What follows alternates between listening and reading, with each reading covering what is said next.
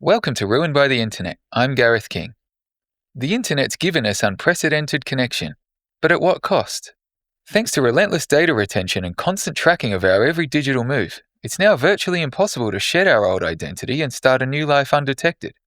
Joining us today is Lachlan Jarvis, a private investigator, digital forensics expert, and Director of Lyonswood Investigations. With Lachlan's extensive digital tracing experience, today we'll be asking, has the Internet ruined our ability to truly disappear?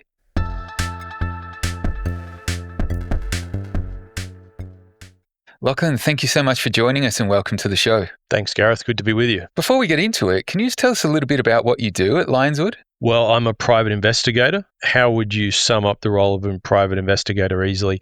Effectively, what a private investigator is endeavoring to do pretty much all of the time in the course of their job is to uncover the truth in one form or another. And that could just be something simple as such as the whereabouts of a person, or it could be a serious criminal or civil matter in which you're trying to uncover information that's relevant to the litigation. So it runs the gamut, and we have a range of different services that we provide to clients to help them get to the truth in whatever their circumstances are. Yeah, awesome. Look, it sounds super interesting. I know that a lot of the services that you offer are connected somehow to the online space and the digital world. And we've all seen how the internet and technology's gotten incredibly pervasive, not only in our immediate lives, but in wider society and culture. But from your vantage point as a private investigator, how has that rapid growth of the digital landscape changed the nature of your work, and what's been the most surprising way that it has? Yeah, so I started in the industry in 2009, and I've been in the industry in one form or another since then. And I think the thing that has changed the most in terms of the work that we do and access to information in respect of people's personal data is that there's more available to investigators and more available to the general public. And I would suspect that means there's a great deal more available to governments and intelligence agencies and things like that. In terms of, without being too academic about it, I think that what is happening is that there's a centralization of data taking place. So personal information used to be pretty segmented in across different government departments, maybe in some larger corporations and so on. These days, there is a lot more data available in relation to people's private lives and personal information. And it's centralized in the sense that it's all in, or the vast majority of it is in databases. And that is often available to people such as hackers or leakers inside government departments or large corporations. So there's more data. It's more readily accessible to those with malicious intent, or perhaps good intent if they think they're leaking for the right reasons. So that means that the general public's information is more accessible. But one thing to keep in mind is that I don't think that this is a one-way street. Keep in mind that people used to have their names and addresses listed in the white pages. And most people, I think, did have their details listed, their first initial or name, their surname, and their location. Whereas that's much less common these days. So it's a little bit of a change in the way as well in which the data is accessible. And it feels like, obviously we're doing so much more in that online space. Now it feels like everybody is creating this footprint of themselves. And most of the time they're actively contributing to it and adding to that kind of publicly available data that people can get access to, whether for positive or nefarious means. But that said, can you just explain to us what the difference between an active and a passive digital footprint is? From my understanding, an active footprint is what people choose to put out there about themselves in an accessible or semi-accessible format on social media, for example, whereas a passive footprint is something, for example, such as metadata that is created when you surf the internet and your ISP records your browsing history that might be accessible through a subpoena or something like that. People are generally, unless they're pretty savvy, doing both to some extent in most circumstances, although there are people out there who don't do anything actively. They make an active decision, so to speak, not to put anything up online about themselves, although it's pretty hard in this day and age. Yeah, I can imagine. But even if somebody is making that decision to minimize what they think is their digital footprint. How effective is that? You know what I mean? Like, a lot of people might think that setting your social media to private is quite an effective tactic, but is it? Well, social media is an interesting one because I think that, over the course of my 15, 16 years in the industry, when I started, social media was helpful in certain respects, but I think the zenith of the usefulness of social media to an investigator was probably around 2016, 17, or sometime around that period. And then the Cambridge Analytica thing happened, and there was a sort of repercussions for Facebook in the sense that they took a much more active role in restricting access to persons' data on Facebook. So you used to be able to do a thing called graph search, where you could access a whole bunch of information for people without their knowledge, and it was just accessible. But that's not the case these days. So in terms of social media access, I think we're coming down the other side of it. In terms of the average person out there, their account is more restricted than what it once was in terms of what an investigator can access. But that's only Facebook's only a piece of the puzzle. Social media is only a piece of the puzzle. There are a lot of different ways to get access to people's information. And you have to be, to your question, you have to be pretty savvy to know what information you're putting out there to actively restrict that information or access to that information. And in the event of a data leak, such as we've seen multiple data leaks of a lot of people's information over recent years, and that's only going to continue. They're saying that, in the AI era, there's going to be really advanced hacking and leaking platforms and techniques out there. So once you've been hacked or once your details have been leaked, then what do you do then? So it's sort of a multifaceted response that people need to employ to be careful. I did read once, one guy I read about, he said what he did is for every service provider, he used a different email address so that when he started to get spam emails, he knew which provider had been compromised. So if you want to go to that extent, you can, but I don't do that myself personally. No, look, I've actually thought about doing that myself because, recently I've been using what I consider my professional account for a lot more things. And I'm finding that, as you said, more and more spam is coming through there. But I was just like, I can't be bothered, making like a different email for every time. But beyond kind of email, database, social media, browsing the internet, etc., like there's obviously a lot of ways that we are interacting and engaging with technology that is leaving some of that digital record behind us. What would you say are some of the lesser known ways or the ways that people may not be aware of that we're just constantly adding to and creating that digital trail of ourselves?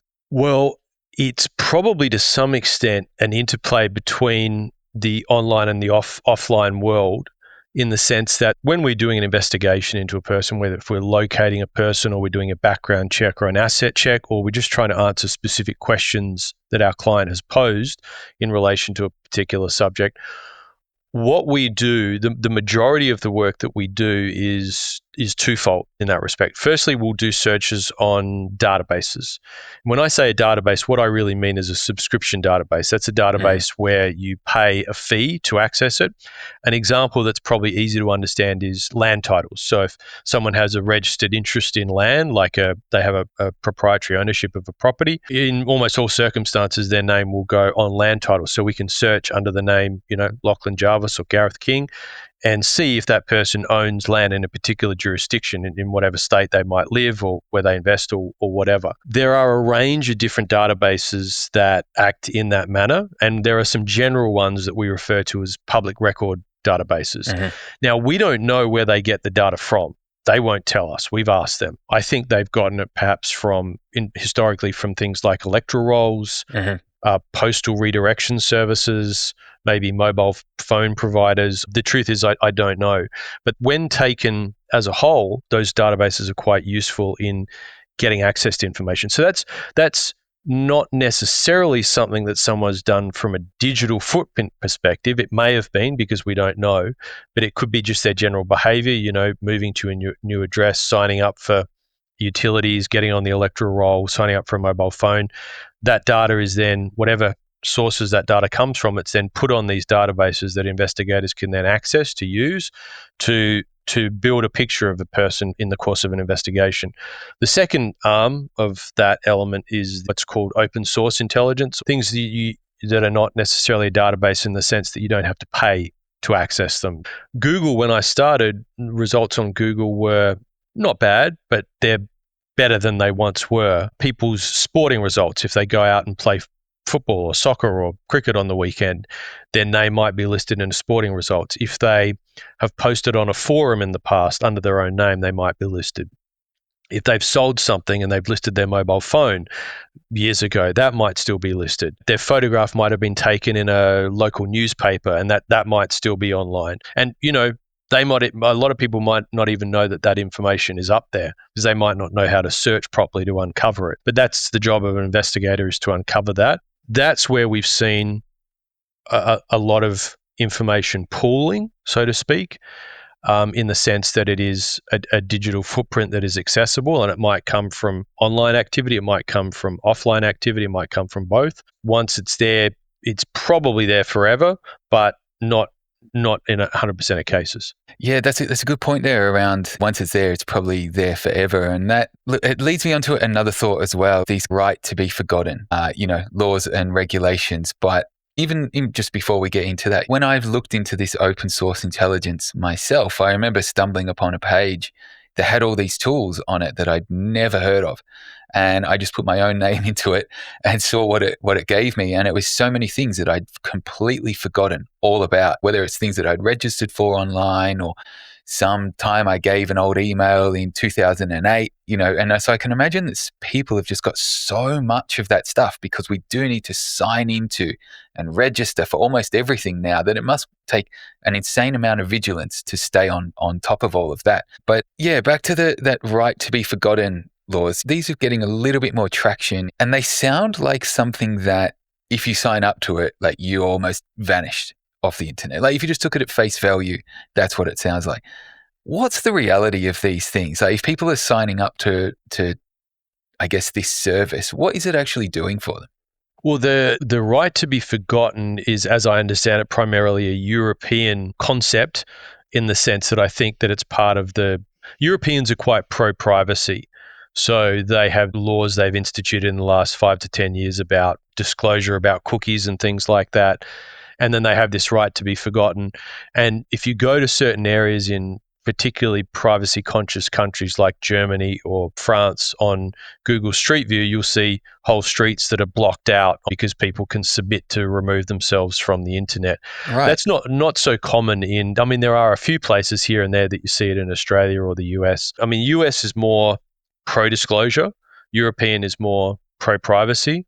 Uh-huh. We're a little bit in the middle in most respects, but we haven't adopted the right to be forgotten in any broad sense. You can make application to search engines in certain circumstances to have things removed. For example, if you think you're being defamed, there were cases, if I recall correctly, where Australians were able to have their details removed because the listings were defamatory. So if there's a civil action basis for a removal in Australia, you might be able to do that.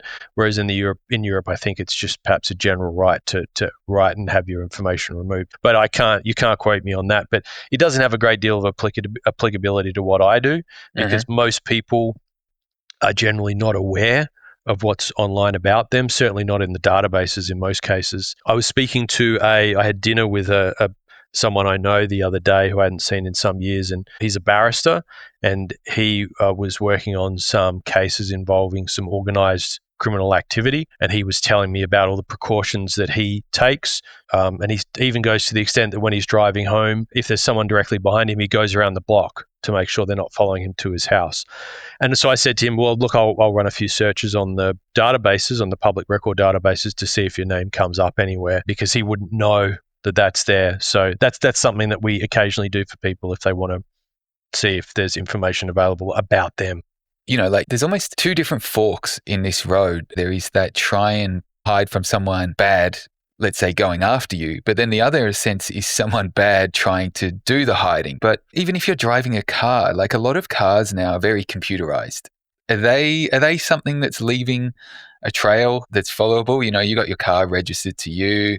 Am I just overthinking it? Like, do these cars send where you're going, your geolocation and all of that to any kind of database, or is that just me being silly? We provide digital forensic services and have done for many years. And we did our digital forensics guy did some years ago begin to learn vehicle forensics, Okay. which would enable him to access the car's computer and then do a download or mirroring the data, copying the data from the car and then examining it. That's not something that we really do much of. It would be something that would be applicable in certain circumstances. I think that, you could set your car to record your location potentially. Of course, you can put a GPS tracker in your car and record your own location.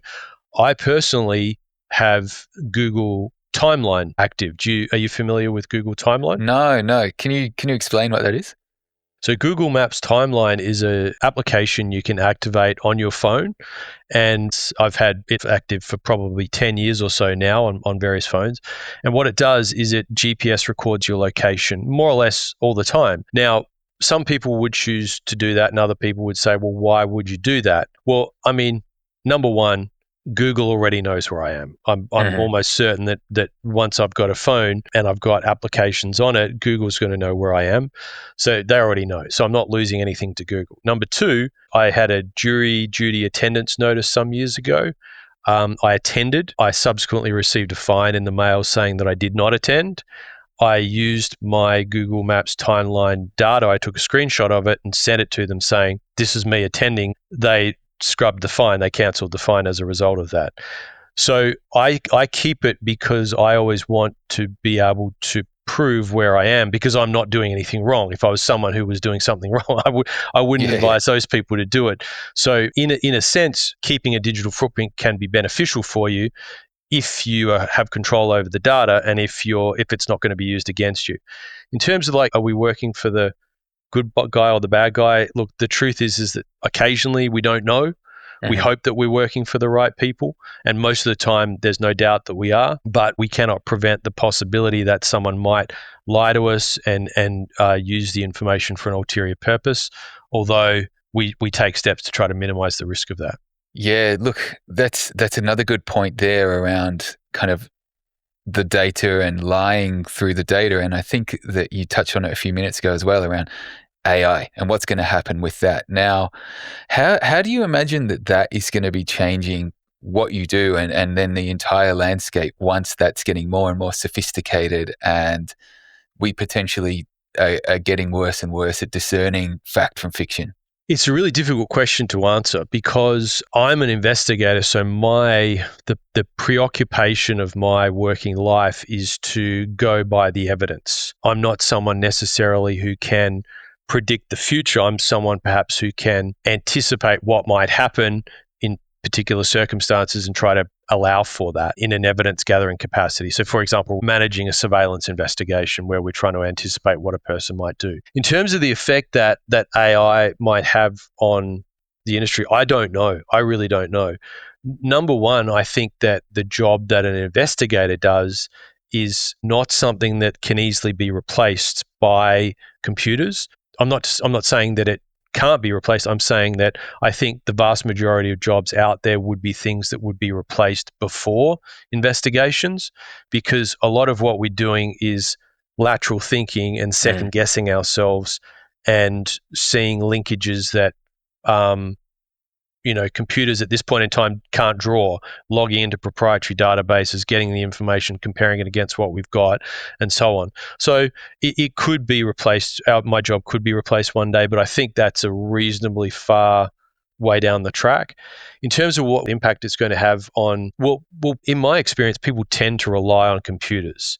And I Mm-hmm. think that's quite dangerous. I think that people are not good at second guessing themselves and not good generally at uncovering the truth, and they rely on emotion too much in their decision making process. Emotion should be part of the decision making process, but it shouldn't be the overriding function of the decision making process. And so people will defer, I think, to computers and the raw computing power. And I think that at least in the near term, there's no basis upon which we should be doing that, because I think computers are making mistakes and they'll Mm, continue to make. I ran some basic maths through ChatGPT a few weeks ago and it was completely wrong. And then I asked it, why is that? And it said, oh, sorry, I made a mistake. I was, well, why am I using it? yeah. So it will be interesting to see. I'm concerned, as other people are, but I'm not an expert, so difficult to comment. We've been talking about a lot of the different ways that people are kind of contributing to the data about themselves online, and this picture of themselves that's being built in all corners of the internet and the digital realm. One of the things that I'd love to kind of get into with you now we've got that understanding of how that picture's being built is we've all seen films and scenarios from years past where someone might be trying to escape someone like yourself, an investigator, and they can do it by just simply changing their name and moving to the next town. How realistic is the idea of kind of reinventing yourself in a new place these days if you haven't been vigilant from day dot in regards to your digital footprint? I think it's possible. I just think it's a lot of work. So we've done a few cases. It's not a common request, but every couple of years or so, we get a request from a person who wants to disappear. One young woman came to us and she said, I want to get away from my family. If they find out I'm doing this, they'll kill me or Wow. whatever. And I had another, not a dissimilar matter, where an older woman came to us, middle-aged woman, and she had been a witness to I think it was a murder, Hmm. and the murderer was getting out of prison after 25 years or whatever it was. And so she was choosing to leave Australia and get away. And I mean, there are various situations like this. And so in those circumstances, you have to very, very carefully consider what are the ramifications of the advice that you're giving. And is it possible to disappear? I think that the answer is yes, vis-a-vis, for example, your family or a murderer. Is it possible to disappear from the government? Well, that's a bit harder. If you are a terrorist or if you are a wanted person, a cartel member or something like that, and the whole infrastructure of the US intelligence state is after you, I mean, I could give it a go, but I'd struggle to get away because they have an enormous amount of resources that they can put to that search. In terms of an individual, look, I think that yes, you can do it if you're prepared to move overseas, change your name, get a new passport, live off the grid, put clues out to show that you're in a different location than where you are, cut off contact with your family, go through all these steps. Yeah, I think you can disappear. If you are a wanted person by a government, like a large government like the US or something like that, very difficult. Yeah, so I guess in that sense, it kind of comes down to a few things. One of which is obviously your profile. Is there people looking for you, or are you just trying to disappear for a laugh? One of the other things that I think some people might feel like they're hiding or disappearing through using is we've all heard about the dark web and VPNs and privacy browsers too. Do they really work in the way that people think they do, or are they still leaving a trail to some extent? Well, things like VPNs, they're really for specific purposes. So that's more or less VPNs are more for masking your IP address and your identity vis-a-vis your ISP or perhaps the websites that you're visiting, things like that. So it is sensible to use a VPN, and that will potentially help you, but it's not going to make the difference to a person who wants to disappear or something like that. There's Mhm. a whole raft of other things that a person in that situation has to consider. Advice I do give to people like my friends and family and so on is don't use public Wi-Fi. That's not a good idea. Use your data. Don't allow people physical access to your phone. Keep your phone and your devices updated with software updates. Obviously, don't click on links that you receive in emails or on messages that you're not 100% sure are secure. Don't open attachments from those messages as well. Don't spend too much time in sites too far off of Google. If you're going down rabbit trails and you're coming across spammy sites, just be wary that I like to access sites generally from Google, because Google will generally weed out the sites with malware in them and whatever.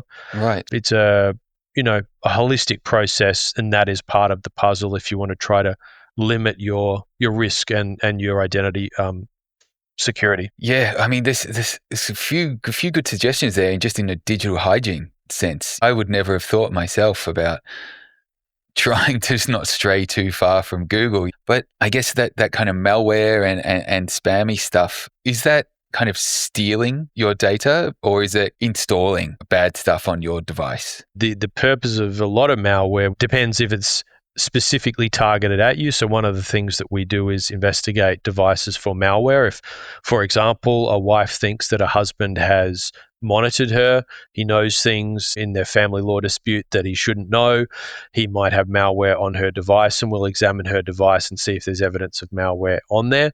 Malware online, look, as I said, I think the overarching principle is, if you're primarily staying on main websites like social media, sites that you're accessing through YouTube, that would be my advice, unless you're somewhat of an expert in tech and you can secure yourself in a sandbox or something like that to protect yourself when you're going into sites that are potentially contaminated. And the same goes if you're downloading materials for whatever purpose. Right. If I've got to ever, I don't know, put my card details online, like all I do is I look for that, that little padlock secure thing, and I'm like, oh yeah, this is safe. And I don't know if that's kind of very naive, or I should be a bit more aware about that as well. But that's like quite personal data, which, you mentioned a few minutes ago, there's been a lot of breaches. Like I've had my license and that stuff leaked a few times now and have to get new ones, and it's a pain in the ass.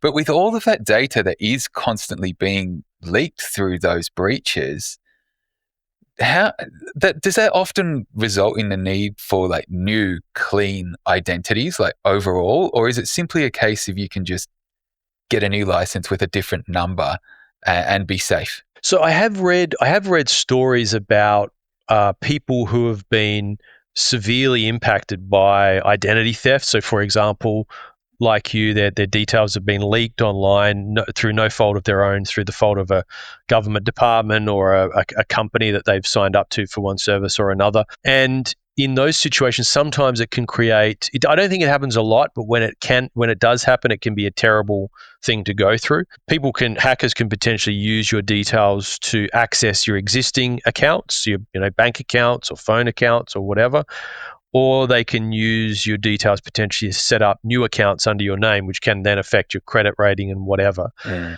So if someone is being severely affected in that sense, then they might want to consider changing their name. That would probably be the easiest way to deal with that if you're experiencing a serious issue, because you can say, well, from the 1st of August in 2025, my name was changed to Bob Smith, and so any new accounts set up under my old name, they are not related to me, and I can show you the proof of that.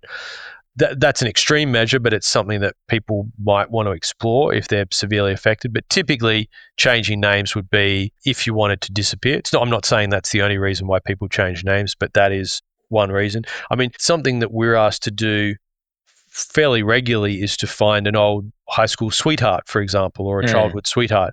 And if it's a female, quite often, if they're in their sort of 60s, 70s these days, they might have changed name once or twice since then. And that can be quite hard to follow the trail of. So changing names certainly does make the trail a bit harder to follow. Yeah, that's an interesting example there, like tracking down your old high school sweetheart with potentially a few different names. Just on the topic of changing name, is it possible, theoretically, is it possible for someone to create or change a fake name, make a fake identity, flood the internet and everywhere with it, and send, anyone that's trying to find them off on that path? Like, how can they distort the landscape that they're in by kind of just flooding the zone, so to speak? Yeah, that would be a tactic you could use. So if you had a serious situation that you wanted to escape from, you could use that, bait, so to speak, as a tactic to give someone the impression that you're somewhere that you're not, and that you're using a name that you're not using, and so on. Once I gave advice to a person who wanted to disappear, and they had intended to move to the US, and they'd intended to adopt a distinctive name. And I said, well, this is not a good strategy. Number one, if you're going to adopt a distinctive name, it's going to make it, any results online that relate to you are instantly going to be identifiable. So that's not a good idea. If you want to change your name to a common name. And they had intended to move to the US. And the US is not a good place to move to if you want to disappear, because they have access to a lot of information there. Right. Whereas, there are some jurisdictions where we can't access information about people, like Iran or Saudi Arabia or whatever. So you would be better to adopt a common name and move to a location where it's harder to find people, where information is not so accessible. And you might want to, use a country as a if you're really serious, you might want to use a country as a stepping stone. So you'd go to Laos or something, get residency, whatever, change your name there, and then move on somewhere else and live there under the new name. And so that's going to start to become quite hard for someone to track over time. Governments, as we've said, governments are an exception. But even a government, if you were really careful about it and you lived in a rural area and you didn't have digital devices, pretty hard in a lot of cases to track someone who's really putting in the hard yards. And all of that, it does sound like it is a lot of hard yards. What that makes me think about is, well, if you are potentially putting in all of those secretive hard yards and all that planning, how quickly can it all be undone by something like facial recognition software and technology? Yeah, that's a good question. It depends on whose facial recognition technology you're being captured by. So I know that in the UK, the government, the police are trialing it. I've seen videos of that. My personal belief is that's terrible, but everyone can form their own opinion about that. And I think that some shops are using it and businesses are using it. I'm less concerned about that than I am about the government using it, because the government is significantly more powerful than just one corporation, even if it's a big corporation. So yes, facial recognition software is going to be used by, at the very least, intelligence agencies and governments. But I mean, an American government, I think, wouldn't have access to facial recognition technology in China for the most part, unless their hacking is doing the right job, or North Korea or Iran or something like that. So I think it can be defeated. But yes, that's a good point that you make. It's getting harder over time. I think probably there are lots of airports around the world that are probably sharing that kind of information already that we wouldn't know about, and probably public places as well where that's being sucked up. So yeah, start wearing an eye patch, I guess, is the yeah. get in early. I think one of those interesting points there around in stores. I remember when people noticed that Bunnings was doing it, and they'd have these little A4 signs at their gigantic entrance to these stores. The other instance is, I remember when they started scanning, say, your ID to go into a bar or a club or something like that. But just on that point of the software sharing and the data sharing, hypothetically, if you were, say, trying to get out of a Five Eyes country, would you go outside the Five Eyes and that would be easier, or it doesn't really matter where you're going? If you're trying to disappear? Yeah. Yeah, oh, absolutely. Yeah. First thing I'd do is get out of the West. I mean, private investigators are not really legal in China, for example. Mm-hmm. So, I mean, let's say one of these people who's come to me and said, I have to get away from these people in Australia because I fear for my life. China would be a consideration. I guess one of the problems with China is that in certain locations you might stand out a bit, but there are locations, some of the locations I've mentioned, where it's more rural, less developed, easier to live off the grid perhaps. The governments are not necessarily friendly to the West, and if you wanted to escape, they would be good places to go. Obviously, there's a lot of work involved and you'd need time and money to make it happen. But if you had patience and you were willing to stick to it, then I think you could make it work. It is possible. I mean, interesting to know that for anyone that might be thinking about that. But you mentioned as well a couple of minutes ago around, I guess, the power and the resources of the government in this sort of stuff.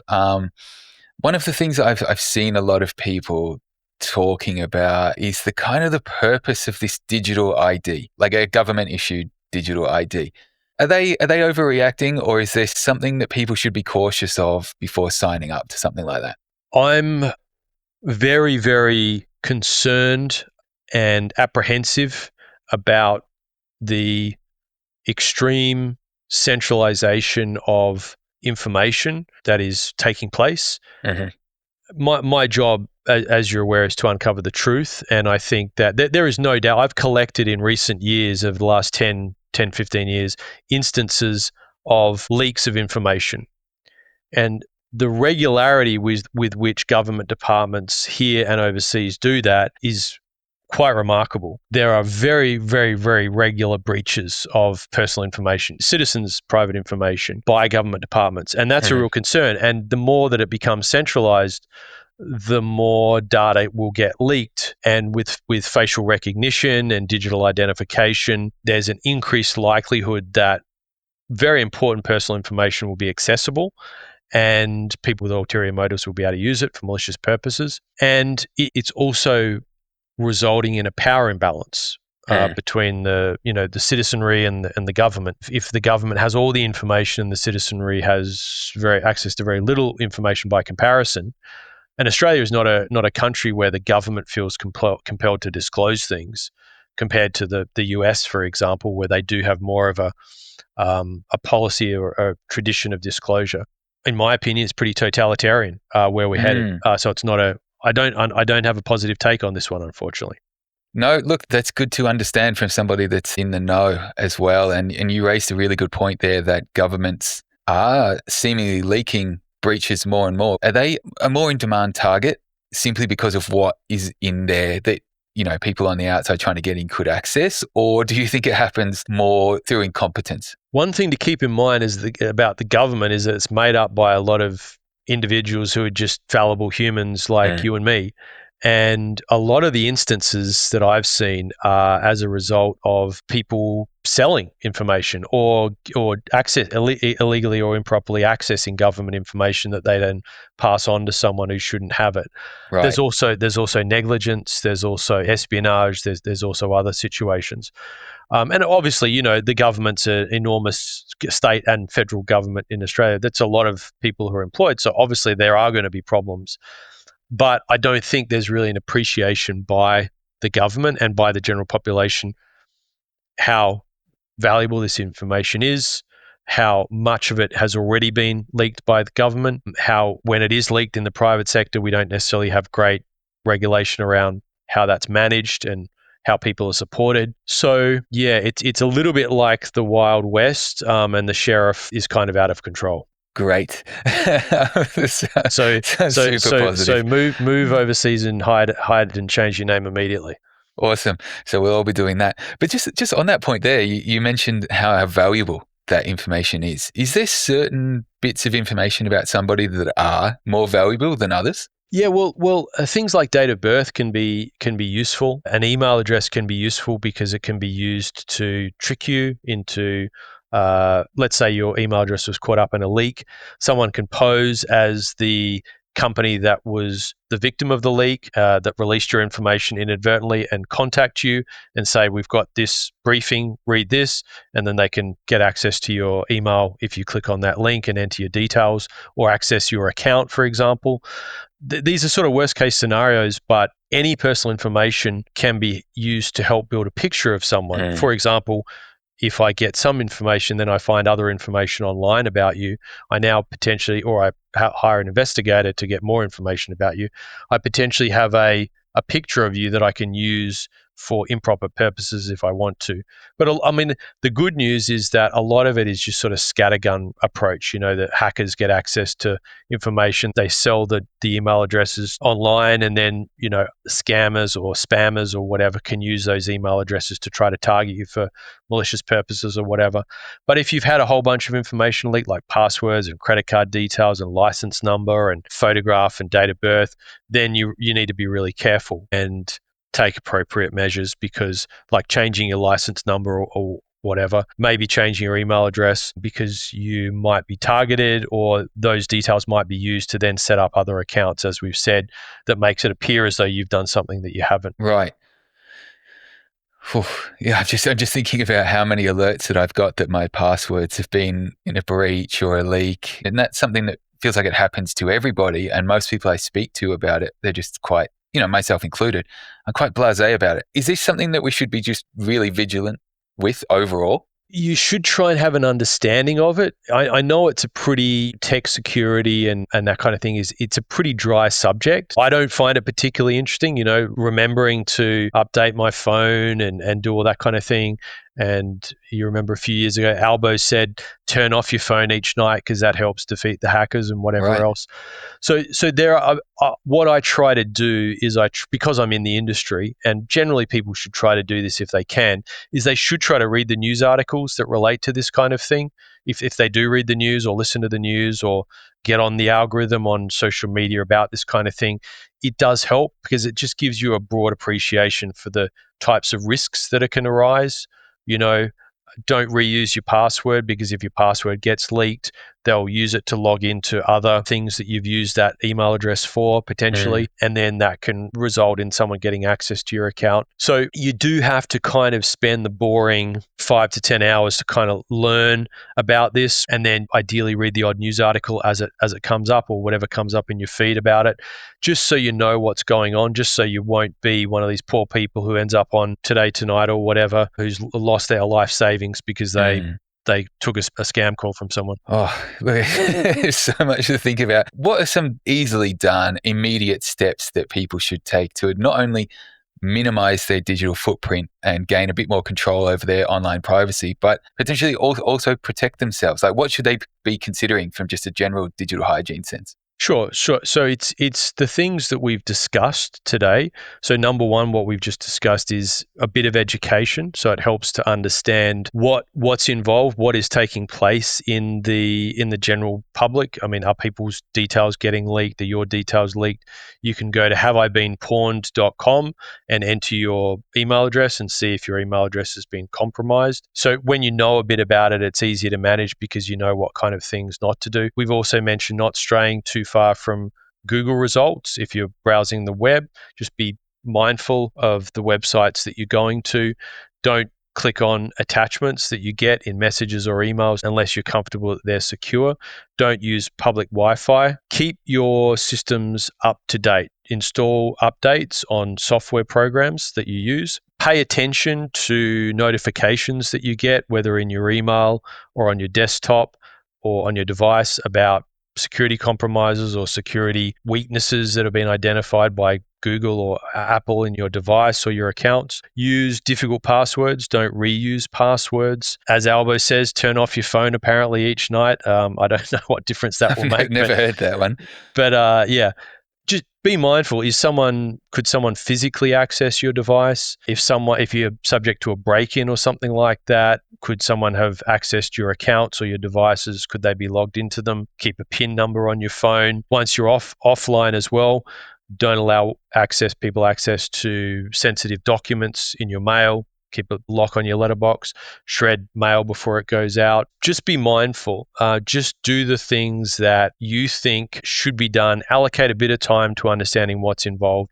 AI is going to change all of this to some degree, so be prepared for that. Spend the few hours that you need to learn what's going on, as I said. And yeah, try to be boring if you can be. Yeah. Don't be too extravagant online in sharing information, obviously. Awesome. Thanks so much, Lachlan. That's incredible to hear all of that information. I almost feel a little bit weird about asking this next question that I ask every guest, but what's on the horizon for you, and where can people follow what you're up to? Sure, yeah. So I work for a business called Lyonswood Investigations and Forensic Group. The website is investigators.net.au.